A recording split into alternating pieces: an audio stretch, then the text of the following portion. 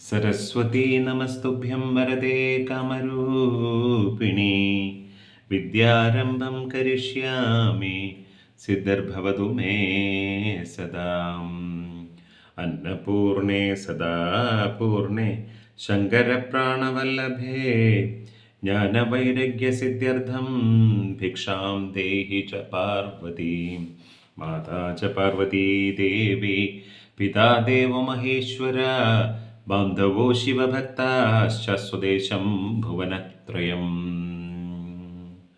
സർവഭാഗ്യങ്ങളും സർവൈശ്വര്യങ്ങളും ഭഗവതി തരട്ടെ എന്ന് പ്രാർത്ഥിച്ച് ഇന്ന് പൊതുവെ നല്ല തിരക്കുള്ളൊരു ദിവസമായിരുന്നു. രാവിലെ കരിക്കകം ഇല്ലേ, ഇങ്ങനെ ഓരോരോ തിരക്കുകളുടെ ഇടയിൽ കോളേജ് ക്യാമ്പസ് ഒക്കെ ആയിട്ട് അങ്ങനെയൊക്കെയാണ്. അപ്പോൾ പലരും ചോദിച്ചിരുന്നൊരു കാര്യം എന്ന് പറഞ്ഞു കഴിഞ്ഞാൽ, വെള്ളിയാഴ്ചകളിൽ പാർവതിയുടെ ഏത് നാമത്തെ നമ്മൾ ജപിക്കണം എന്നുള്ളത്. ഏത് നാമവും അമ്മയുടെ നാമമാണ് ഇല്ലേ, ദേവിയുടെ നാമമാണ്. അമരകോശത്തിലെ ഞാനത് എനിക്ക് തോന്നുന്നത് മുമ്പൊരിക്കൽ ഇത് പറഞ്ഞു തന്നൊന്നാണ്. ഇത് പറഞ്ഞു തന്നിട്ടില്ലേ അമ്മേ? അല്ലെ, അമരകോശത്തിലെ ദേവിയുടെ നാമങ്ങൾ അത് ഒരിക്കൽ കൂടി 1, 2, 3 വട്ടം പറഞ്ഞു തരുന്നതിനൊന്നും ഒരു വിരോധമില്ല, ഒരു സന്തോഷമല്ലേ ഉള്ളൂ അല്ലേ. അതൊരിക്കൽ കൂടി പറഞ്ഞു തരാം. അത് പറഞ്ഞു തന്നിട്ട് പിന്നെ ഈ മഹാകാളി ഉദ്ഭവം എങ്ങനെയാണ്, സതീദേവിയുടെ കഥയൊക്കെ നമ്മൾ പറഞ്ഞിട്ടുണ്ട്. മഹാകാളിയുടെ ഉദ്ഭവം എങ്ങനെയാണെന്നായിരുന്നു ചോദിച്ചിട്ടുള്ളത്. എപ്പോഴും പറയുന്നത് പോലെ സത്സംഗത്തിൽ നമ്മൾ കഥകളും ഇതൊക്കെ നമ്മൾ പറയുന്നുണ്ടെങ്കിലും ഏറ്റവും പ്രധാനം നാമജപം തന്നെയാണ്. അപ്പോൾ ഓരോ ദിവസവും ജപിക്കാനുള്ള നാമമാണെങ്കിലും ശ്യാമളാദണ്ഡകം ദിവസത്തിൽ 9 തവണ ജപിക്കുക എന്ന് പറയുന്നത് ഒരു ജീവിതവ്രതമായി തന്നെ കാണണം. കാരണം ആ ശ്യാമളാദണ്ഡകമാണ് ജീവിതത്തിൻ്റെ സർവ്വ ഐശ്വര്യങ്ങൾക്കും കാരണമായി വരുന്നത് ഇല്ലേ. ബാക്കിയുള്ളതൊക്കെ അത് ഉപരിപ്ലവമാണ്. ബാക്കിയുള്ളതൊക്കെ വരികയും പോവുകയും ഒക്കെ ചെയ്യും അല്ലേ. സർവൈശ്വര്യകാരണിയായ ഭഗവതി അനുഗ്രഹിക്കണമെന്ന് പ്രാർത്ഥിച്ച് പാർവതി ദേവിയുടെ നാമങ്ങളെക്കുറിച്ച് പറയാം ഇല്ലേ. പാർവതി ദേവിയെ വിവിധ നാമങ്ങളിൽ വിവിധ രൂപങ്ങളിലാണ് നമ്മൾ ആരാധിക്കുന്നത് ഇല്ലേ. ചിലർ കാളിയായിട്ട്, ചിലർ ഭദ്രയായിട്ട്, ചിലർ ദുർഗയായിട്ട് ഇല്ലേ. അങ്ങനെ എന്ത് പേരിലും ആരാധിച്ചു വരുന്നുണ്ട്. ഉമാ, കാർത്യായനി, പറയൂ, ബാക്കി പേരുകൾ പറയൂ. ശരി, ഉമാ, കാർത്യായനി പറയൂ. പിള്ളേർ സെറ്റൊക്കെ ഉണ്ടല്ലോ എന്ന്, ബാക്കി പറയൂ. കാർത്യായനി, ഗൗരി, കാളി, ഹൈമവതി എന്നിങ്ങനെ ഒരുപാട് പേരുകളുണ്ട്. അപ്പോൾ ആ പേരുകൾ ഞാനൊന്ന് പറഞ്ഞിട്ട് അമരകോശത്തിൽ എന്താണ് പറഞ്ഞിരിക്കുന്നത് എന്നുള്ളതും കൂടി പറഞ്ഞുതരാം. പറയൂ. ഇപ്പം ഉമയും കാളിയും അതിപ്പം വേറെ എഴുതിയിട്ടുണ്ടമ്മേ. ബാക്കിയുള്ളവർ ആരൊക്കെ എഴുതിയിട്ടുണ്ട്. ഉമയും കാളിയും ഇനി എഴുതണ്ട. ഉമയും കാളിയും എല്ലാവർക്കും അറിയാം. ഇനി ബാക്കി പറയും. ഉമാ, കാർത്യായനി, ഗൗരി, കാളി, ഹൈമവതി, ഈശ്വരി, ശിവ, ഭവാനി, രുദ്രാണി, സർവാണി, സർവമംഗല, അപർണ, പാർവതി, ദുർഗ, മൃഢാനി, ചണ്ഡിക, അംബിക, ആര്യ, ദാക്ഷായണി, ഗിരിജ, മേനാത്മജ, ചാമുണ്ട, കർണമൗഢി, ചർച്ചിക, ഭൈരവി എന്നീ നാമങ്ങളാണ് പാർവതിയുടെ പര്യായങ്ങളായിട്ട് നമ്മൾ പറയുന്നത്. അപ്പോൾ പറയും മനസ്സിലായില്ല, ഇത് നമ്മൾ മുമ്പ് പറഞ്ഞിട്ടുള്ളതാണ്. അപ്പം ഞാൻ ഈ പറയുമ്പോൾ എൻ്റെ കൂടെ പറഞ്ഞു വന്നു കഴിഞ്ഞാൽ ഉമാ, ഉമാ, കാർത്യായനി, ശരി. അടുത്ത ഗൗരി, അമ്മ പറയൂ. അപ്പം നമുക്ക് ആ പേരുകൾ അങ്ങ് പഠിച്ചു പോവാം. ഗൗരി, കാളി, ഹൈമവതി, പറയൂ. ഹൈമവതി, ഹിമവതിയല്ല, ഹൈമവതി, ഹിമവാന്റെ പുത്രി ഹൈമവതി. ഈശ്വരി, ശിവ, ഭവാനി. എങ്ങനെ? ഭവാനി. ഭവാനി. എഴുതിയെടുക്കുന്നുണ്ടല്ലേ, അപ്പം അമ്മ ബുക്കിൽ എഴുതിക്കൊള്ളൂ കേട്ടോ. ഭവാനി. രുദ്രാണി, രുദ്രാണി.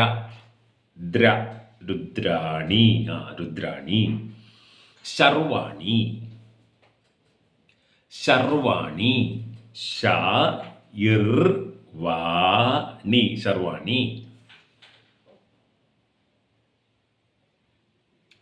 എന്ന് തന്നെ എഴുതണം. അർവാണി എന്നൊന്നും എഴുതി കളയല്ലേ. അയ്യോ, അതൊക്കെ അർത്ഥം തന്നെ പറയാണ് അല്ലേ. ശർവാണി.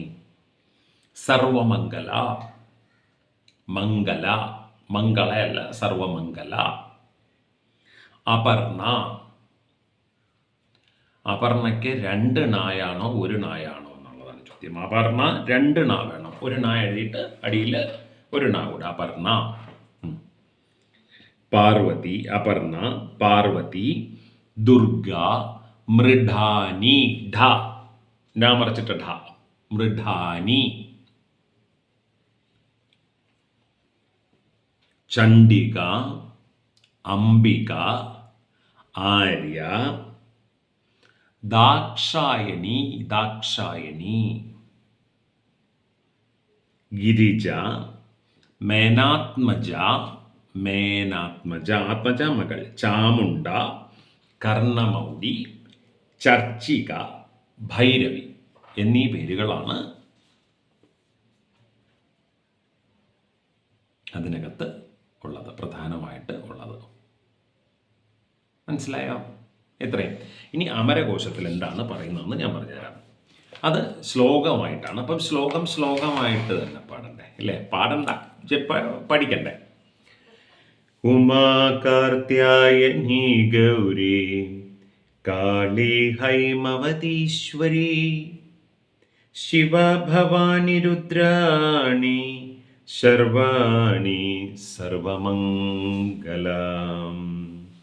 അപർണ പാർവതി ദുർഗ മൃഢാനി ചണ്ഡികാംബിക ആര്യ ദാക്ഷായണി ചൈവ ഗിരിജ മേനകാത്മജ ചാമുണ്ട കർണമൗഢി ച ചർച്ചിക ഭൈരവി തഥാ. ഇത്രയേ ഉള്ളൂ ആ ശ്ലോകം. അപ്പോൾ ഇത് എത്ര ജപിക്കണമെന്ന് ചോദിച്ചു കഴിഞ്ഞ് കഴിഞ്ഞാൽ വെള്ളിയാഴ്ചകളിലും ചൊവ്വാഴ്ചകളിലും സന്ധ്യയ്ക്ക് ഈ ദേവിയുടെ നാമജപം, ഈ പേരുകൾ തന്നെ മോക്ഷത്തെ തരുമെന്നാണ് പറയുക. ഈ നാമം പ്രേമത്തോടു കൂടി ജപിച്ചാൽ തന്നെ മോക്ഷദായകമാണ്. അപ്പോൾ ഇത് എപ്പോൾ ജപിക്കാൻ പറ്റും? സന്ധ്യകളിൽ, എല്ലാ സന്ധ്യകളിലും ജപിക്കുന്ന ഉത്തമം. ചൊവ്വ വെള്ളി തുടങ്ങിയിട്ടുള്ള സന്ധ്യകളിൽ പ്രത്യേകിച്ചും ഇല്ലേ, നടയൊക്കെ, വീടിൻ്റെ നടയൊക്കെ ഒന്ന് തൂത്ത് വൃത്തിയാക്കി സൂര്യാസ്തമയത്തിന് മുമ്പ് തൂക്കണം. ഇല്ലെങ്കിൽ രാവിലെ ഇല്ലേ, സൂര്യോദയത്തിന് മുമ്പും സൂര്യാസ്തമയത്തിന് മുമ്പും നമ്മൾ നടഭാഗം ഒന്ന് വൃത്തിയാക്കി ഒന്ന് തൂത്ത് വെള്ളം കുടഞ്ഞ് നട കഴുകുക എന്നാണ് നമ്മൾ പറയുക. നട കഴുകിയിടാം. നട കഴുകാൻ പറ്റാത്തവർക്ക്, ഇപ്പോൾ ഫ്ലാറ്റിലൊക്കെ ആണെങ്കിൽ നട കഴുകൽ അത്ര എളുപ്പമല്ല, നമുക്ക് മോപ്പ് കൊണ്ടൊന്ന് അഡ്ജസ്റ്റ് ചെയ്യാനേ പറ്റുള്ളൂ. ഒന്ന് തുടച്ചെടുക്കാം. തുടച്ചെടുത്ത് ഐശ്വര്യദായകമായ മഞ്ഞളോ കുങ്കുമമോ നടയിൽ, പണ്ടൊക്കെ ആണെങ്കിൽ irrespective of caste, creed and religion and belief, നമ്മൾ വീട്ടിൽ മഞ്ഞളും കുങ്കുമവും ഇങ്ങനെ നടക്കിൽ വയ്ക്കുന്ന ഒരു പതിവുണ്ട് ഇല്ലേ. കുറച്ച് തമിഴ് കൾച്ചറൊക്കെ ആണെങ്കിൽ നമ്മൾ ഉറുമ്പുകൾക്ക് വേണ്ടി അരിപ്പൊടി വയ്ക്കാറുണ്ട്, അരിപ്പൊടി കോലം. കാരണം എന്ന് പറഞ്ഞു കഴിഞ്ഞാൽ നമ്മൾ ഗൃഹസ്ഥർക്ക് പറഞ്ഞിട്ടുള്ള പഞ്ചമഹായജ്ഞങ്ങളിൽ നമ്മൾ അറിഞ്ഞോ അറിയാതെയോ നടക്കുമ്പോൾ, ഇരിക്കുമ്പോൾ, പാചകം ചെയ്യുമ്പോൾ, ഭക്ഷണം ഇത് ചെയ്യുമ്പോഴോ കഴിക്കുമ്പോൾ ഒക്കെ അറിയാതെ പാപങ്ങൾ സംഭവിക്കാം. ലോകത്തിലെ ചരാചരങ്ങളിൽ ഒരുപാട് കുഞ്ഞു കുഞ്ഞു ജീവികളുണ്ട്. ആ ജീവികളെ അറിയാതെ ചവിട്ടിയിട്ടുണ്ടാകാം, കൊന്നിട്ടുണ്ടാകാം. അപ്പോൾ അതിനൊക്കെ പരിഹാരമായിട്ട് നമ്മൾ ഈ പഞ്ചമഹായജ്ഞങ്ങളിൽ ഒന്ന് എന്ന് പറയുന്നത് അല്ലേ, ഇങ്ങനെ സർവ്വദിനം. അതുകൊണ്ടാണ് ചിലർ കാക്കയ്ക്ക് ആഹാരം കൊടുക്കുന്ന പതിവുണ്ട്, ചിലർ ഉറുമ്പുകൾക്ക് വേണ്ടിയിട്ട് അരിപ്പൊടി കോലം എഴുതുന്ന പതിവുണ്ട്. നമ്മൾക്ക് ഇതിൻ്റെ തത്വം അറിയാത്തത് കൊണ്ട് നമ്മൾ ഈ അരിപ്പൊടി കോലമൊക്കെ മാറി അതൊക്കെ മാഞ്ഞു പോയിട്ട് ഇപ്പോൾ ചുണ്ണാമ്പ് പൊടിയിലെ കോലമായി, ഒരു ഉറുമ്പും തിരിഞ്ഞു നോക്കാത്ത കോലമായി ഇല്ലേ. അപ്പോൾ ഉറുമ്പുകൾക്ക് വേണ്ടിയിട്ട് അങ്ങനെ നമ്മൾ ആഹാരം കൊടുക്കുന്ന ഒരു സമ്പ്രദായമുണ്ട്. ചൊവ്വാഴ്ചയും വെള്ളിയാഴ്ചയും പണ്ടൊക്കെ ആണെങ്കിൽ എല്ലാ വീടുകളിലും ഉണങ്ങിയ മാവല നമ്മൾ വീട്ടിൻ്റെ മാവല നമ്മൾ തോരണം തൂക്കുന്ന പതിവുണ്ട്. മാവലയോ വേപ്പലയോ വെറ്റയോ ഒക്കെ മംഗളകരമായിട്ട് തോരണം തൂക്കുന്ന ഒരു പതിവുണ്ട്. എനിക്കിപ്പോഴും ഓർമ്മയുള്ളത്, ഞങ്ങളുടെയൊക്കെ ഈ അച്ഛൻ്റെയൊക്കെ വീട്ടിൽ ഈ മാവല ഇങ്ങനെ തോരണം തൂക്കുന്നത് എന്തിനാന്ന് പറഞ്ഞു കഴിഞ്ഞാൽ, ഈ എല്ലാ ദിവസവും ഈ തോരണം മാറ്റും. മിനിമം എല്ലാ ദിവസവും പറ്റിയില്ലെങ്കിൽ വ്യാഴാഴ്ചകളിലെങ്കിലും, കാരണം വ്യാഴാഴ്ചകളിൽ കുടുംബം എല്ലാവരും ചേർന്ന് നാമം ജപിക്കുന്ന ഒരു സമ്പ്രദായമുണ്ട്. 1.5 മണിക്കൂർ നാമസങ്കീർത്തനമുണ്ട് എല്ലാ വ്യാഴാഴ്ചകളിലും. അപ്പോൾ ഈ പനി എന്തെങ്കിലുമൊക്കെ വരുമ്പോൾ ഈ അമ്മമ്മ ഓടിച്ചെന്ന് ഈ ഉണങ്ങിക്കിടക്കുന്ന മാവല, ഈ ഒരാഴ്ചയൊക്കെ ചൂട് കൊണ്ട് ഇങ്ങനെ ഉണങ്ങിക്കിടക്കുന്ന മാവല തിരുമ്മി എടുത്തു കൊണ്ടുവന്ന് ഇങ്ങനെ തുണിയിൽ പൊതിഞ്ഞ് ഇങ്ങനെ ആവി പിടിക്കാനും തലയിലേക്ക് വെപ്പിക്കാനും ഒക്കെ പതിച്ചു തരുന്ന ഒരു സമ്പ്രദായം ഉണ്ടായിരുന്നു. അപ്പോൾ അങ്ങനെയും ഗുണമുണ്ടായിരുന്നു. വെറ്റയും അങ്ങനെയായിരുന്നു. വേപ്പില എടുത്തിരുന്നതും അങ്ങനെ തന്നെയായിരുന്നു. ഈ ഉണങ്ങി വരുന്ന വേപ്പില പിറ്റേ ദിവസം സന്ധ്യയ്ക്ക് പുകയ്ക്കുന്ന സമയത്ത് കുന്തിരിക്കത്തിൻ്റെ കൂടെ ഈ വേപ്പില കൂടെ ഇടും. കാരണം എന്ന് പറഞ്ഞു കഴിഞ്ഞാൽ ഈ വേപ്പിൻ്റെ ഇലയ്ക്ക്, ഈ കറിവേപ്പല്ല ഞാനീ പറയുന്ന വേപ്പിൻ്റെ ഇലയ്ക്ക് ഔഷധ ഗുണം കൂടുതലാണ്. അപ്പോൾ അതുകൊണ്ട് കൂടിയാണ്. അപ്പോൾ അങ്ങനെയൊക്കെ വളരെ ഹെൽത്തി ഹൈജീനിക് ഹാബിറ്റ്സുകൾ പണ്ട് പലതും നമ്മൾ എല്ലാ ദിവസവും സന്ധ്യയ്ക്ക് നട തൂത്തിറക്കുമ്പോൾ, എല്ലാ ദിവസവും വീട് തൂത്തിറക്കുന്നത്, വീട് തൂക്കാത്ത ഒരു ദിവസം നമുക്ക് ചിന്തിക്കാൻ പോലും പറ്റത്തില്ല. എല്ലാ ദിവസവും രാവിലെയും വൈകുന്നേരവും വീട് തൂക്കുക, അതുപോലെ ചൊവ്വാഴ്ച, വെള്ളിയാഴ്ച, ഞായറാഴ്ചകളിൽ വീട് തുടയ്ക്കുക, അതുപോലെ തന്നെ കുന്തിരിക്കം പോലുള്ള സുഗന്ധദ്രവ്യങ്ങൾ പുകയ്ക്കുക, ഇല്ലേ, സന്ധ്യയ്ക്കും രാവിലെയും. ആഴ്ചയിൽ 2 ദിവസമെങ്കിലും അങ്ങനെയൊക്കെ നമ്മളൊന്ന് ചെയ്താൽ ഒരു ഡിസിൻഫെക്റ്റൻറ്റിൻ്റെ ഗുണമുണ്ടാവും. ഹെൽത്ത് വൈസ് നമ്മൾ നോക്കുകയാണെങ്കിൽ ഒരു ഡിസിൻഫെക്റ്റൻറ്റിൻ്റെ ഗുണമുണ്ടാവും. അപ്പോൾ അങ്ങനെയൊക്കെ ഒന്ന് സമ്പ്രദായം വരിക. നാമം ജപിക്കുക പോസിറ്റീവായിട്ട്, ഇല്ലേ, ഒരുമിച്ച് കൂട്ടിച്ചേർന്നിരുന്ന് ഒരുമിച്ച് സന്തോഷത്തോടു കൂടി നാമം ജപിക്കുക. ഇങ്ങനെയൊക്കെയുള്ള ചില ധർമ്മങ്ങൾ, ചില കർമ്മങ്ങൾ നമുക്ക് ഒരുപാട് ഐശ്വര്യത്തെ കൊണ്ടുവരും. അതാണ്. അപ്പോൾ ഈ നമ്മൾ ശ്യാമളാദണ്ഡകം ദിവസത്തിൽ 9 തവണ ജപിക്കുന്നത് പോലെ ഉമാ കാർത്യായനി ഗൗരി, പ്രത്യേകിച്ച് ദേവി ഉപാസകരാണെങ്കിൽ പിന്നെ പറയും, അമരകോശത്തിലെ ഈ നാമങ്ങളെന്ന് പറയുന്നത് അവർക്ക് അമൃതിന് സമാനമാണ്. കാരണം ചുമ്മാ ഇരിക്കുമ്പോഴും നിൽക്കുമ്പോഴും നടക്കുമ്പോഴും ഒക്കെ നമുക്ക് ജപിക്കാം.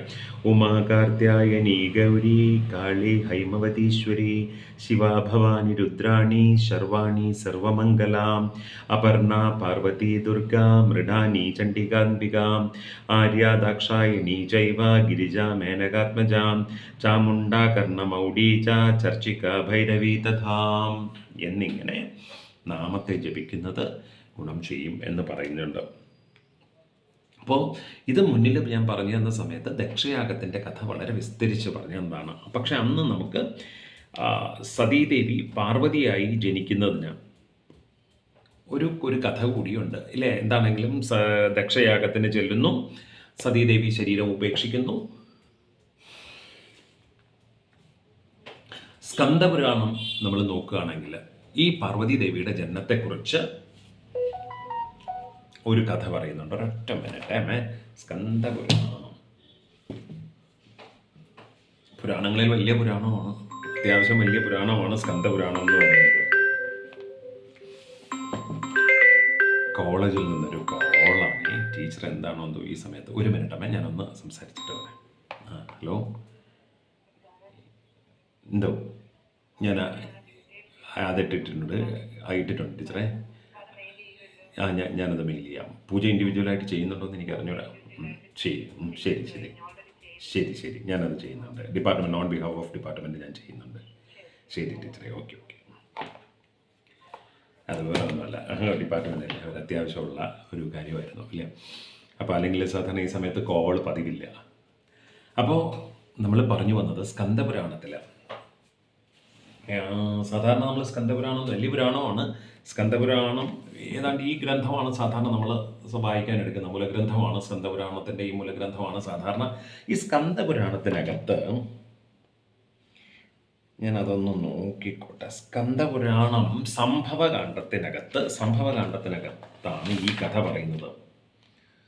തുടക്കത്തിൽ അത് തന്നെ ശ്രീ പാർവതി ദേവിയുടെ പരമേശ്വര ദർശനമൊക്കെ കഴിഞ്ഞു വരുന്ന സമയത്ത് അവിടെ ഇങ്ങനെ ഒരു കഥ പറയുന്നുണ്ട്. ആ പറയുന്ന കഥ കൂടി ഞാനൊന്ന് പറയാം. അപ്പോൾ പാർവതി ദേവിയുടെ ജനനത്തിനെ കുറിച്ച്.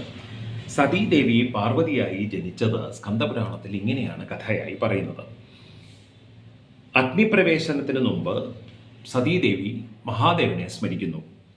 അടുത്ത ജന്മത്തിലും ഭാര്യയായിരിക്കാൻ അനുഗ്രഹിക്കണമെന്ന് പ്രാർത്ഥിക്കുന്നു. ആ ദേവിയുടെ ഒരു തപോബലം, അല്ലെങ്കിൽ ആ ദേവിയുടെ ഒരു മനസ്സിൻ്റെ ഒരു ഉന്നതമായ അവസ്ഥ നമ്മളൊന്ന് ആലോചിക്കണം. അടുത്ത ജന്മത്തിലും ഭഗവാൻ തന്നെ എനിക്ക് പതിയായി വരണം എന്ന് പ്രാർത്ഥിക്കുന്ന ഇല്ലേ ദേവി. ശിവൻ അത് അനുവദിച്ചു കൊടുക്കുന്നു. മഹാദേവനാണെങ്കിൽ അത് സമ്മതിച്ചു കൊടുക്കുന്നു. ആ ഘട്ടത്തിൽ ഹിമവാൻ തൻ്റെ ഭാര്യയായ മേനയോടുകൂടി പുത്രലാഭത്തിന് വേണ്ടി അമൃതസരസിൻ്റെ സമീപത്ത് ചെന്ന് തപസ്സാരംഭിക്കുന്നു. അപ്പോൾ അവിടെ സതീദേവി ശരീരം ത്യജിക്കുന്ന സമയത്ത് ഇവിടെ എന്ത് ചെയ്യുന്നു? ഹിമവാൻ തൻ്റെ ഭാര്യയായ മേനയോടൊത്ത് അമൃതസരസിൻ്റെ തീരത്ത് തപസ്സാരംഭിക്കുന്നു. ഒരിക്കൽ ഹിമവാനും ഭാര്യയും കൂടി മാനസ സരസിൽ കുളിച്ചുകൊണ്ടിരിക്കുമ്പോൾ ജലത്തിൽ കന്യാരത്നത്തെ കണ്ടു. അവർ അതിനെ എടുത്തു. അങ്ങനെ കന്യാരത്നത്തിനെ കണ്ടുവെന്നും അവരതിനെ എടുത്തുവെന്നും പറഞ്ഞു വയ്ക്കുന്നുണ്ട് സംഭവകാണ്ഡത്തിൽ. ആ ഭാഗം കൂടി ഒന്ന് പറഞ്ഞുതരാം അല്ലേ. ആദരാലെടുത്തുടൻ നോക്കുന്ന നേരത്തിങ്കൽ മോദേന കണ്ടാനപ്പോൾ ചതുർബാഹുക്കളോടും വദനം നോക്കിയപ്പോൾ കണ്ടിതു നേത്രത്തെയും വേദങ്ങൾ കൊണ്ടു നന്നായി സ്തുതിച്ചാനപ്പോൾ വേഗേന മറച്ചിതു ചിഹ്നങ്ങൾ മായതാനും രാഗേണ ഭാര്യ കയ്യിൽ കൊടുത്തു. ഓം ഉമാ കാർത്യായനി ഗൗരി കാളി ഹൈമവതീശ്വരി ശിവോ ഭവാനി രുദ്രാണി ശർവാണി സർവമംഗല അപർണ പാർവതി ദുർഗാ മൃഢാനി ചണ്ഡികാംബിക ആര്യ ദാക്ഷായണി ചൈവ ഗിരിജാ മേനാഗാത്മജാ ചാമുണ്ടാ കർണമൗഢി ച ചർച്ചിക ഭൈരവീ തഥാ എന്ന് പറഞ്ഞു വയ്ക്കുന്ന ഭാഗമാണ്. അപ്പോൾ ഇനി അവിടെ നമ്മൾ പറയുന്നത് മഹാകാളിയായി എങ്ങനെ ജനിച്ചു എന്നും കൂടിയാണ്. വെള്ളിയാഴ്ചയല്ലേ, അപ്പോൾ ഇന്ന് മകം നക്ഷത്രം, ഭഗവതിയുടെ നക്ഷത്രം, ചോറ്റാനിക്കര മകം, കരിക്കകത്ത് മകം ഇല്ലേ. അപ്പോൾ ആ ഭഗവതി എങ്ങനെ ഭദ്രകാളിയായി ജനിച്ചു എന്നും കൂടി പറഞ്ഞിട്ട് നമസ്തേസ്തു മഹാമായേ ശ്രീപീഠേ സുരപൂജിതേ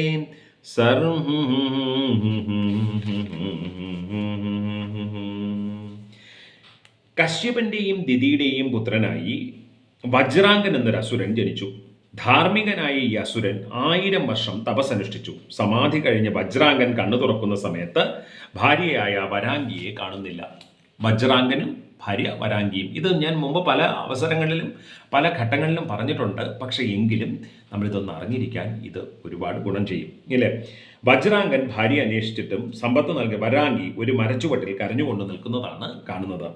വരാംഗി ഇങ്ങനെ പറഞ്ഞു: അങ്ങ് സമാധിയിൽ കഴിഞ്ഞ കാലമത്രയും ഇന്ദ്രൻ എന്നെ പല പ്രകാരത്തിൽ ക്ലേശിപ്പിച്ചു. അങ്ങ് ജലങ്ങളിൽ വസിക്കവേ ഞാൻ നിരാഹാരനായി മൗനവ്രതത്തിൽ നദീതീരത്ത് താമസിച്ചു.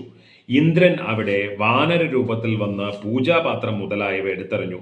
സിംഹരൂപത്തിൽ വന്ന് എന്നെ ഭയപ്പെടുത്തി. സർപ്പരൂപത്തിൽ വന്ന് എൻ്റെ കാലുകളിൽ കടിച്ചു. പ്രഭോ, അങ്ങയുടെ ഭാര്യയായ ഞാൻ അനാഥയോ, മരിക്കാൻ തീരുമാനിച്ച് ഞാനിവിടെ നിൽക്കുകയാണ്. അപ്പോൾ വജ്രാംഗൻ്റെ ആ സമയത്തേക്ക് കശ്യപന്റെയും ദിതിയുടെയും പുത്രനായി വജ്രാംഗൻ എന്നൊരു അസുരൻ, വജ്രാംഗന് വരാംഗി എന്നൊരു ഭാര്യ. വജ്രാംഗൻ തപസ് കഴിഞ്ഞ് വന്നപ്പോൾ വരാംഗിയെ കാണുന്നില്ല. വരാംഗി എങ്ങോട്ട് പോയി? വരാംഗി ഇന്ദ്രൻ്റെ ശല്യ നിമിത്തം, ഈ ഇന്ദ്രനെ കൊണ്ട് ഒരു നിവൃത്തിയുമില്ല. പണ്ട് ഈ അഹല്യയ്ക്കും ഇത് തന്നെയായിരുന്നു അവസ്ഥ. ഇന്ദ്രനെ കൊണ്ട് പെടാത്ത ആളുകളുണ്ടോ എൻ്റെ പൊന്നു കൃഷ്ണ ഇല്ലേ. ഇന്ദ്രൻ ഇവരെ ഇങ്ങനെ സദാ പീഡിപ്പിച്ചുകൊണ്ടേയിരുന്നു ഇല്ലേ. വാനരൻ്റെ രൂപത്തിൽ പൂജയ്ക്കിരിക്കുമ്പോൾ വാനരൻ്റെ രൂപത്തിൽ വന്ന് പാത്രങ്ങൾ തട്ടിപ്പറിച്ചുകൊണ്ട് പോവുക, പുലിയായി വരിക, എലിയായി വരിക, സിംഹമായി വരിക, കുരങ്ങനായി വരിക, ഇങ്ങനെ പല പല പലതരത്തിലും. അതുകൊണ്ട് വരാംഗി ഭർത്താവിനോട് പറയുന്നു: എനിക്കിതൊന്നും സഹിക്കവയ്യ, എന്നെ പോവാൻ അനുവദിക്കൂ എന്ന് പറയുകയാണ്. വജ്രാംഗൻ കോപിച്ചു. ഇന്ദ്രൻ ചെയ്ത അനീതികൾക്ക് പരിഹാരമില്ലാതെ ഇനി മറ്റൊരു കാര്യമില്ലെന്ന് തീരുമാനിക്കുന്നു. അങ്ങനെ അടുത്ത തപസ്സിന് വേണ്ടി വജ്രാംഗൻ തയ്യാറാകുന്ന സമയത്ത് ബ്രഹ്മാവ് പ്രത്യക്ഷപ്പെട്ടു. ഈ ബ്രഹ്മാവിനാണെങ്കിൽ പിന്നെ ഇത് തന്നെയാണ് പണി.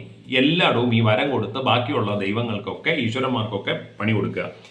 ഇങ്ങനെ ചോദിച്ചു: തപസ്സിന് ഉദ്യമിക്കുന്നതെന്തിന്? വരം ചോദിച്ചു കൊണ്ടു എന്ന് ബ്രഹ്മാവ് പറഞ്ഞു. വജ്രാംഗൻ പറഞ്ഞു: പ്രഭോ, അസുരഭാവം എന്നിൽ ഉണ്ടാകരുത് എന്ന കാംക്ഷയോടുകൂടി മാത്രമാണ് ഞാൻ 1000 വർഷം ഇവിടെ തപസ് ചെയ്തത്. എന്നാൽ സമാധിയിൽ കൂടി ഇരിക്കവേ ഇന്ദ്രൻ യാതൊരു കാരണവുമില്ലാതെ വരാംഗിയെ പരപ്രകാരത്തിൽ പീഡിപ്പിച്ചു.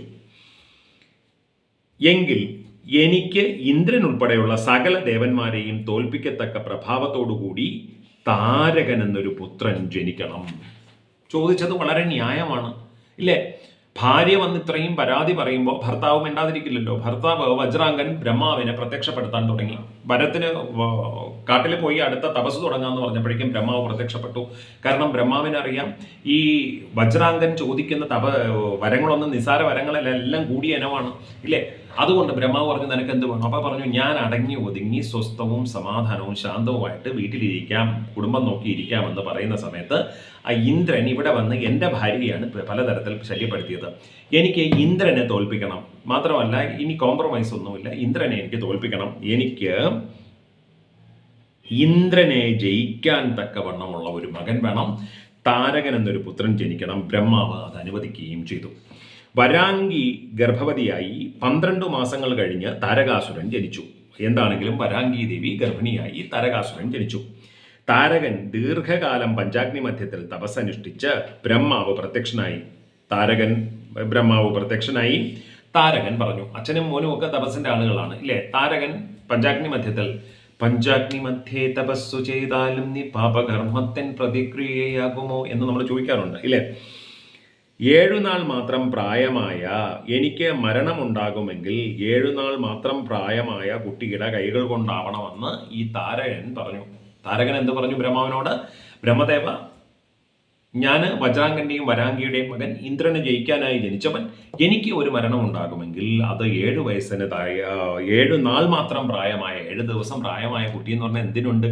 അവൻ കണ്ണ് തുറന്ന് ഇങ്ങനെ ഇങ്ങനെ ചുണ്ടുകളൊക്കെ കൂട്ടി ഇങ്ങനെ പാലൊക്കെ കുടിച്ച് ഇങ്ങനെ കൈകാല് കടിച്ച് കിടക്കുന്ന പ്രായമായ ഒരു കുഞ്ഞ്, അവനെ കൊണ്ടേ എനിക്ക് മരണം ഉണ്ടാകാവൂ. ആ വരം ബ്രഹ്മാവ് കൊടുത്തു. വരലാഭം കൊണ്ട് അഹങ്കാരിയായ താരകാസുരൻ പ്രസേനൻ, ജംഭൻ, കാലനേമി മുതലായ അസുരന്മാരോട് ചേർന്ന് ഭൂമി, സ്വർഗ, പാതാളങ്ങളെ ആക്രമിച്ചു. 3 കൂട്ടുകാരെ കിട്ടി: പ്രസേനൻ, ജംഭൻ, കാലനേമി. കാരണം അമ്മയെ ഉപദ്രവിച്ചതല്ലേ. ആരും ഈ ലോകത്തിൽ ഒരാളും അത് കേട്ടുകൊണ്ട് ചുമ്മാ ഇരിക്കില്ലല്ലോ. ഇന്ദ്രന്റെ സിംഹാസനത്തിന്റെ അടിവേരളക്കാൻ തന്നെ തീരുമാനിച്ചു. 2 പേരെ കൂടെ കൂട്ടി, പ്രസേനനും ജംഭനും കാലനേമിയും 3 പേര്. അപ്പൊ 3 1 4 കൂടെ കൂട്ടി യുദ്ധത്തിനിറങ്ങി.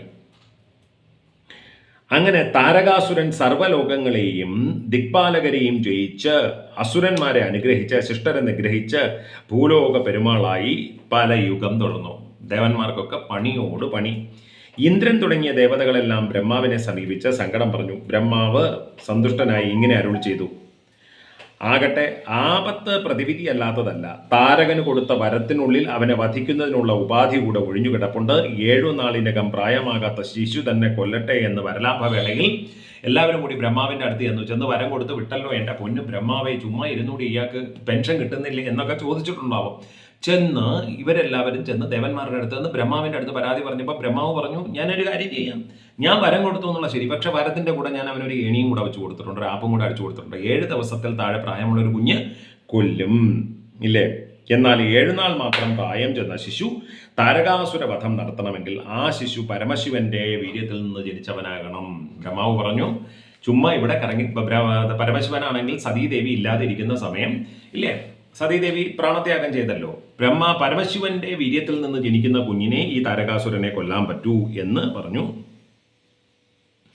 സതിയുടെ അകാല നിര്യാണം കൊണ്ട് എന്ത് ചെയ്തു? ബ്രഹ്മചര്യം അനുഷ്ഠിച്ച് കഴിയുന്ന പരമശിവൻ എന്ത് ചെയ്യാൻ? സതീദേവി പോയി. പരമശിവൻ സദാ കർണാടകത്തിൽ നാമം ജപിച്ചിരിക്കുക തന്നെ, അല്ലാതെ വേറെ ഒന്നും ചെയ്യാനില്ലല്ലോ, ഇല്ലേ? മിണ്ടാനും പറയാനും കൂടി ആരുമില്ല. ഉള്ള സതീദേവി ആണെങ്കിൽ ശരീരവും തിരിച്ചു പോയി, ഇല്ലേ? അപ്പോൾ